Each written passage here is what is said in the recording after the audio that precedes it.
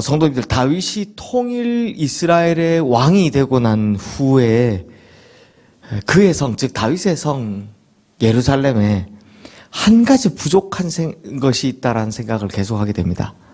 뭐였겠습니까? 바로 하나님의 잃어버린 언약궤였습니다. 언약궤. 이제 하나님의 언약궤만 모셔오면 완벽할 것 같은데 아직도 하나님의 언약궤는 방치되고 있었습니다. 그래서 이 베레스우사 같은 우여곡절, 베레스우사 사건 같은 우여곡절 끝에 결국 하나님의 언약궤를 다윗성에 모셔오게 됩니다. 그때 이 언약궤를 모셔오는 감격과 그날의 기쁨을 노래한 것이 바로 시편 68편입니다. 그래서 이 시편에서는 하나님의 언약궤가 올라오는 것을 하나님이 행진하시고 하나님이 일어나 움직이는 것으로 표현을 하고 있습니다.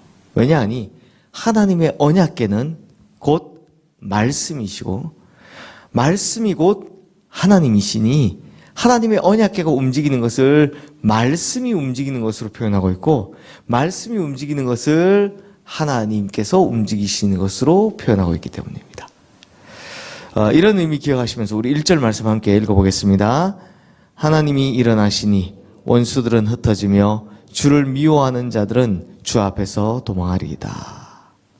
자, 다윗은 하나님의 언약궤가 움직이기 시작한 것을 두고 하나님이 일어나신다라고 표현합니다. 즉 하나님의 말씀이 선포되기 시작했다. 이런 뜻입니다. 그런데 그때 성도님들 한 가지 신기한 일이 벌어집니다. 다시 1절 말씀 보시면요. 후반부에 어떻게 되어 있습니까? 원수들은 흩어지며 주를 미워하는 자들은 주 앞에서 도망하리이다. 즉 하나님의 말씀이 선포되면 원수들과 주를 미워하는 자들은 말씀 앞에서 흩어지고 도망하게 되어 있다는 겁니다.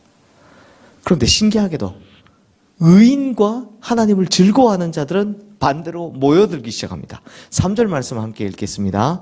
의인은 기뻐하여 하나님 앞에서 뛰놀며 기뻐하고 즐거워할지어다. 그러니까 정리하면 하나님의 말씀이 선포되면 악한 자들은 그 말씀을 대적하지만 선한 자들은 말씀 앞에서 즐거워하며 뛰논다라는 겁니다.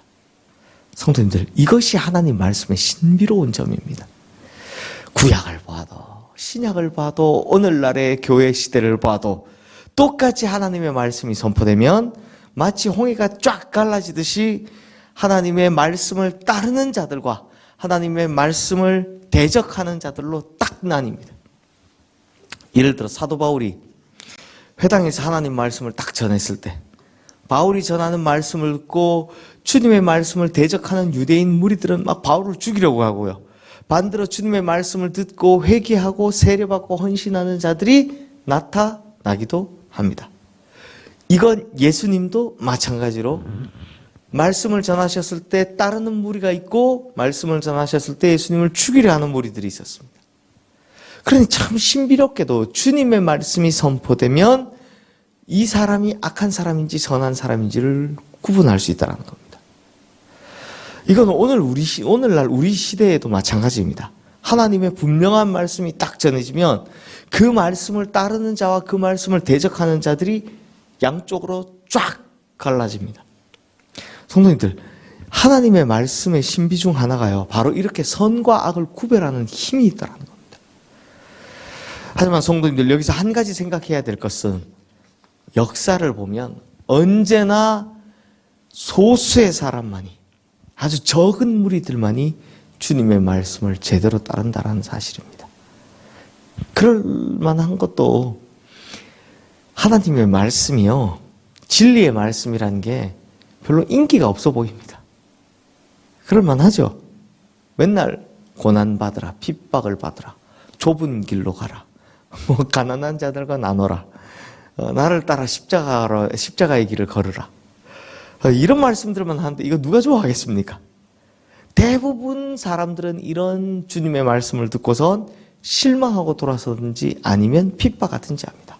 아니 이왕에 뭐 하나님 말씀 전하는 게 예수님의 말씀이 막 잘 되라 뭐 잘 이런 것만 나오면 좋겠는데, 아니 좁은 길로 걸어가라, 아니 나만 배부르러도 지금 한데 그거가 나누라 뭐 도와주라. 그러다 보니 주님의 말씀을 따라 좁은 길을 걷는 자, 이 십자가의 길 걷는 것을 기뻐하는 자들이 언제나 역사적으로 보면 소수였다는 겁니다. 다시 돌아와서 다윗은 하나님의 말씀의 또 다른 특징을 하나 노래합니다. 우리 7절 말씀 함께 읽겠습니다. 하나님이여 주의 백성 앞에서 앞서 나가사 광야에서 행진하셨을 때에 셀라. 자, 성도님들, 하나님의 말씀은요 항상 특징이 뭐냐? 당신의 백성들 앞서서 가신다는 겁니다. 특히 십자가의 길, 광야 같은 어려운 길을 걸을 때 더더욱 그렇습니다. 하나님의 백성들은요, 그 광야 같은 인생길을 한 번도 걸어가 본 적이 없기 때문에 하나님의 말씀은 항상 우리 앞서서 가시는 겁니다. 그러니 무슨 말하는 겁니까? 너는 내가 가는 길을 따라오기만 하면 돼. 그러면 안전해. 라고 말씀하시는 것이 하나님의 말씀이고, 하나님께서는 항상 그 앞서 가신다는 겁니다. 보통 미련한 인생길, 보통 미련한 인생에서 보통 미련한 인생들은 광야길에서 어떻게 합니까? 하나님은 보이지 않는다고 이야기합니다. 길이 보이지 않는다고 하나님을 원망합니다. 하지만 자세히 살펴보면 하나님께서 나 앞서 가시고요, 늘 그 뒤를 따라오라고 말씀하십니다. 보십시오. 성경에도 보면 하나님께서는 위험한 일이 있으면 언제나 하나님이 앞서 가셨습니다. 대표적으로 예를 하나 들면 이스라엘 백성들이 요단강을 건널 때 누가 제일 먼저 들어갑니까? 네, 언약궤, 하나님의 언약궤를 맨 제사장들이 제일 먼저 딱 들어갑니다. 그러니까 어떻게 됩니까? 그 창일했던 요단강이 쫙 막히기 시작해서 한쪽으로 다 해서 물이 다 빠지기 시작하는 겁니다. 요단강이 멈춰선 겁니다. 그리고 나서 생긴 길을 따라 이스라엘 백성들이 다 건넙니다. 요단강을 다 안전하게 건너고 나니까 바로 하나님 말씀이 제일 끝에 다시 나오는 겁니다. 그러니 위험한 곳을 앞서가시고 돌보시는 하나님 말씀의 능력이 딱 여기서 보이는 겁니다. 말씀이신 예수님께서도 늘 앞서가시겠다라고 합니다. 요한복음 10장에 보면 예수님은 나는 선한 목자다라고 말씀하시는데 뭐라고 합니까? 내 양은 내 음성을 듣고 내 음성을 알므로 내 뒤를 따라온다라고 얘기합니다. 목자 뒤를 따라오는 양에 관한 이야기를 하시는 겁니다. 그러므로 성도님들, 우리는 앞서가시는 하나님, 말씀하시는 하나님, 그분 뒤따라가기만 하면 되는 겁니다. 주님의 말씀은 먼저 가셔서 길을 비추시고 우리는 염려 없이 그 뒤를 따라가기만 하면 된다는 겁니다. 사랑하는 성도님들, 하나님은 궁극적으로 우리를 구원하시는 하나님이십니다. 우리 20절 말씀, 저 뒤에 있는 말씀을 함께 읽겠습니다. 하나님은 우리에게 구원의 하나님이시라. 사망에서 벗어남은 주 여호와로 말미암거니와. 그 유명한 시편 23편에서 다윗은 이렇게 고백하죠. 내가 사망의 음침한 골짜기를 다닐지라도 해를 두려워하지 않을 것은 뭐 때문에?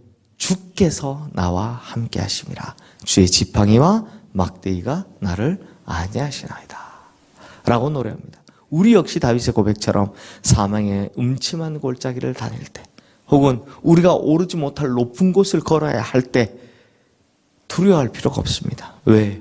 하나님께서 함께 하시고 길을 만드시고 우리를 따라오라 하시며 결국에는 구원의 은혜를 베풀어 주시기 때문입니다. 사랑하는 성도님들, 하나님의 말씀은 이렇게 능력이 있습니다. 오늘 첫 번째는 뭐였습니까? 하나님께서 말씀을 선포하실 때 악한 자들과 선한 자들이 나눠진다는 겁니다. 그래서 선한 자들은 하나님 말씀 듣기를 참 좋아합니다. 이 새벽에 늘 나오시는 분들 보면 참 굉장히 하나님 말씀 듣기를 좋아하시는 것 같습니다. 그리고 두 번째 뭐였습니까? 하나님께서 말씀으로 인도하셔서 우리 앞서 가시고 우리를 뒤따라오게 하셔서 우리를 안전하게 지키신다는 겁니다. 그리고 세 번째는 뭡니까? 사망의 음침한 골짜기에서도 주의 막대기와 지팡이로 우리를 지키시고 구원하여 주신다라는 겁니다. 이 세 가지가 하나님 말씀의 능력이더라라는 겁니다. 그러므로 성도님들, 우리는 뭐 하면 됩니까? 누리시면 됩니다. 이 좋은 은혜를 그냥 누리시면 되는 겁니다. 그러니까 막 이 세상에 많은 사람들이 하나님 말씀을 거역하면서 이 은혜를 거역할 때 우리는 그냥 좋다구나 하고 우선 누리면 되는 겁니다. 그러므로 하나님 말씀이 주시는 구원의 은혜, 하나님 말씀이 주시는 승리의 은총, 하나님 말씀이 주시는 인도함의 은혜 마음껏 누리시는 우리 성도님들 되시기를 주님의 이름으로 축원합니다. 우리가 이렇게 참 이 험한 인생길 중에서도 잘 되면 그때야 하나님 말씀을 거역했던 사람들이 보면서 와, 나도 하나님 말씀 따라가야지 하는 마음으로 돌아오게 될 줄로 믿습니다. 이 시간 오늘 주신 말씀 기억하며 우리 함께 기도하겠습니다.